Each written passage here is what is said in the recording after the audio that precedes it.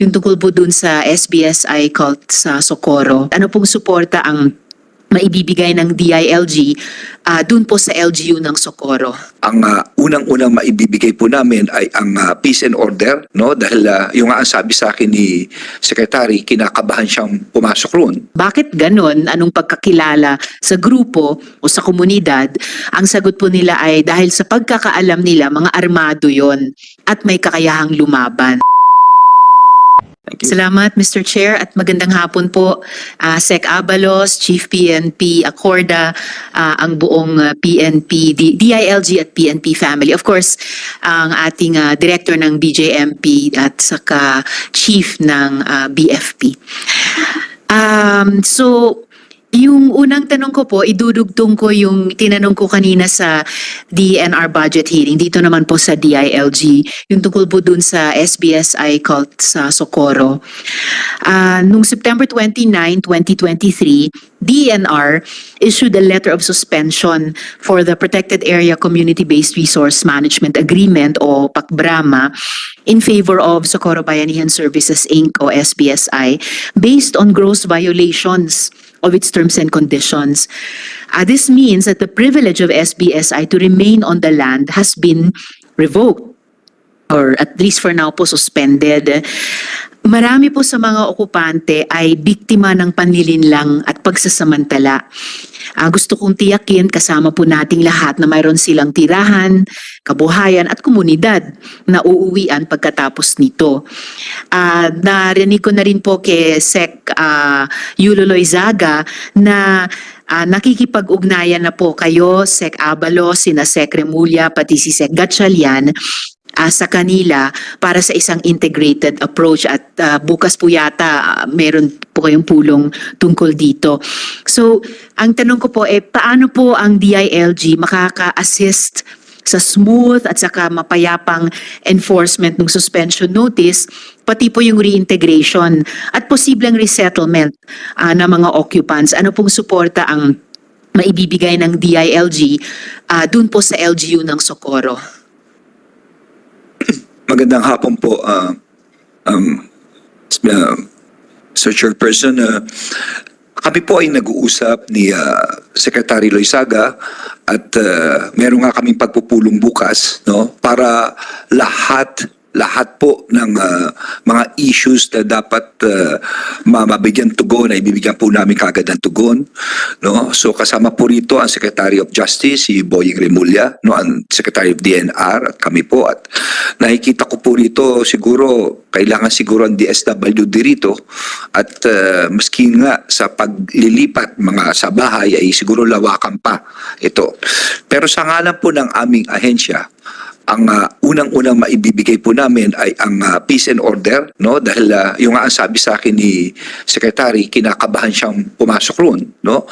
At ako yung nagpapasalamat kay Chief PNP at of course RD po at kapulisahan doon, at naglagay na po sila ng sa entrance, no? Naglagay na sila ng mga pulis doon, at hindi lamang yun, sa gitna mismo ng lugar ay parang isang mini police station ang tinayo nila, no? Ito yung ni-report ni RD Kirby Craft, no? Nang sa ganoon ay makita ng mga tao ang presensya ng kapulisyahan, no? Ito yung simbolismo ng peace and order sa lugar. At sa ibang mga bagay-bagay na pwede pa kaming tumulong, ito yung pag-uusapan naming bukas po, no? Pero of course, nangunguna na ang peace and order po rito, at iba pang programa na po pwedeng ibigay po namin ay gagawin po namin tomorrow. Salamat po. Maraming salamat po, Sec, at good luck po sa pagpupulong ninyo. I'm sure abangan din po ni Mayor Riza Timikang ng Socorro na una na po kasama ng Municipal DSWD ay kumupkop doon sa yung 8 bata na una pong tumakas, at nagbuo po sila ng task force para tugunan nga yung mga problemang dulot nung kultong iyon.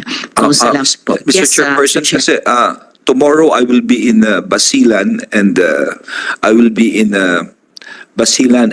Zamboanga City for our disbandment of private army groups team. So ako'y nag-atas ng isang USEC at at of course someone from the PNP to go there. Pero asahan niyo po ang buong tulong at suporta ng DILG po sa issue po ito. Salamat po. Maraming salamat po para doon, Sec. And speaking of private army, meron din pong ganong issue dyan sa Socorro. Kaya ang tanong ko naman po kay Chief PNP, in the Senate hearings on this issue, it surfaced that many police officers or personnel went AWOL and joined SBSI. There are also reports that SBSI has a private army equipped with firearms. So may records po ba kayo, Chief PNP, tungkol sa mga police personnel na ito at yung kanilang status? At halimbawa po, sinurrender na po ba nila yung kanilang service firearms? Yes, ma'am. With regards to these police officers who went on AWOL, these are monitored by our Directorate for Personnel. And with regards to the private armed groups, part of that is minomonitor talaga natin yung presensya ng threat from them. And based on the reports of our regional director there, ma'am, although there's some parang mga sinasabing firearms and upon verification may mga kahoy na nakuha natin and there is no actual possession yung talagang baril na tunay na nakuha. But with regards to kung naisauli yung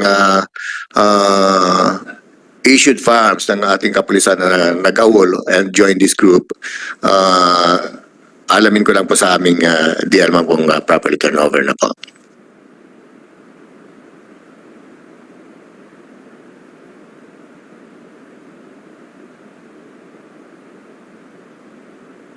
Anyway, while waiting for the data, ang alam ko, they were properly monitored and all the appropriate charges were filed against them based on on the report of our director for the Directorate for Personnel na dismiss na sila, and if they failed to turn over their issued firearms, definitely the appropriate charges like malversation of public property will be filed against them.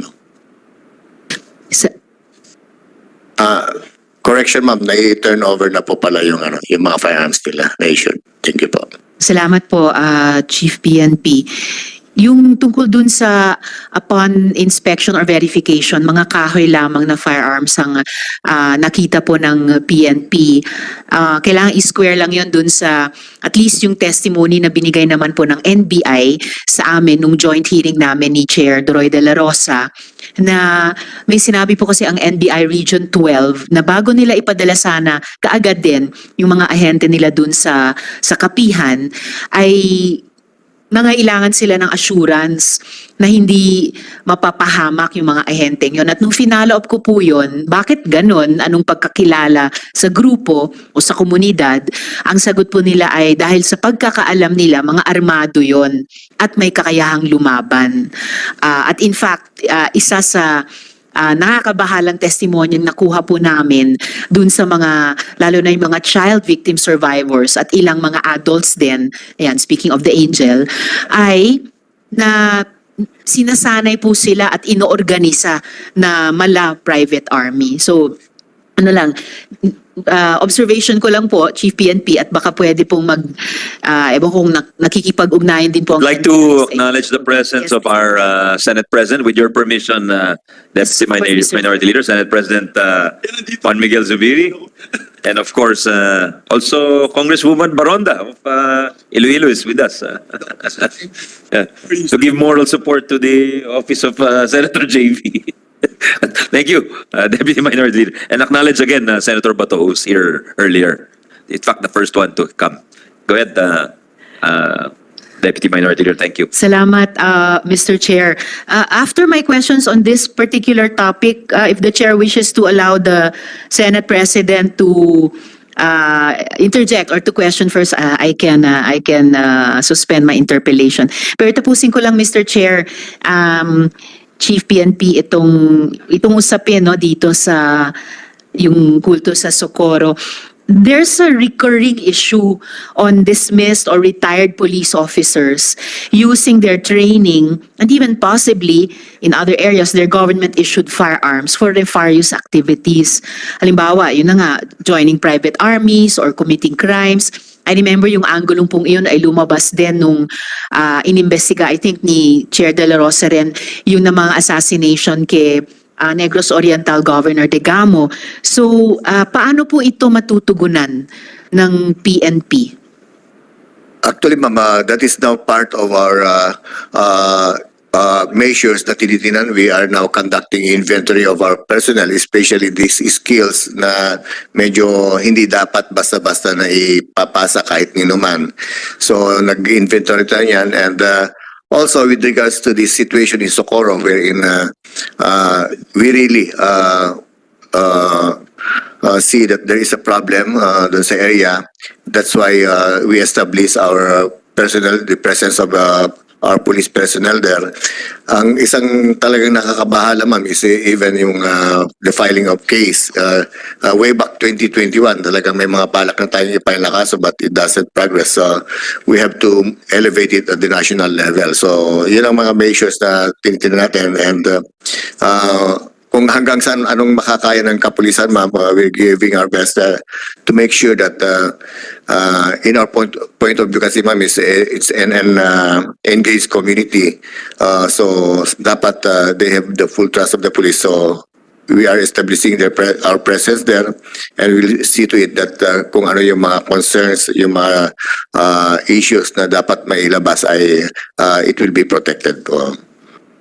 Salamat, Chief PNP. At sana mas pamatig na ng PNP yung isyung iyon ng mga officers o personnel natin kapag wala na po sa puwersa na hindi ginagamit ng mga masasamang elemento o hindi nila pinapagamit. Yung mataas na antas ng pagsasanay na ibinibigay ng National Police natin sa kanila, binabayaran ng buwis ng mamamayan para lang gamitin ng mga masasamang grupo o tao o paggamit nila. Kumbaga, di ko alam kung anong klaseng exit program ba o yung maigi sabi nyo may monitoring na po kayo. Dahil kumbaga in terms of social capital, human capital ng ating gobyerno, ang PNP, ang bawat individual ng PNP ay kabilang po doon, mahalaga.